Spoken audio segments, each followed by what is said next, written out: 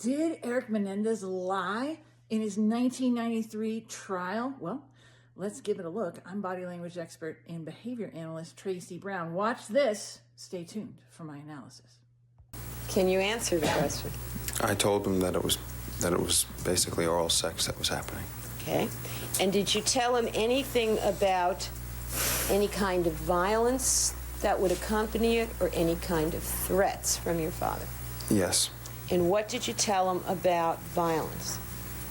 I told him that there were pins and tacks that Dad would stick in me and use. Pins. Could you speak up, please? That Dad would stick in me and use. Pins and tacks? Yes. And did you give him the impression that these pins and tacks were being used during oral sex? Yes.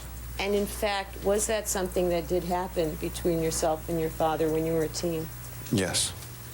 And what, if anything, did you tell him about any weapons that your father ever threatened you with? I told him that he threatened me with a knife. Now, Mr. Menendez, do you remember the kind of knife that your father threatened you with? Yes. What kind was it? It was a jagged knife. A what? A jagged knife on one end. It was a Rambo knife. Now, this is one of the most intense parts of the trial where he actually has to describe a lot of abuse. And we see him looking down.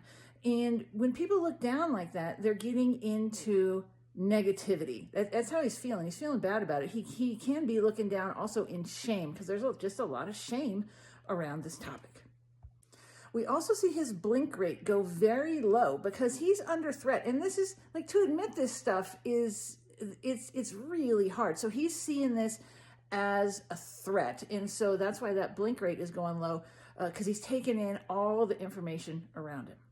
And then we see him sigh in resignation, like he's finally got it out in a public way.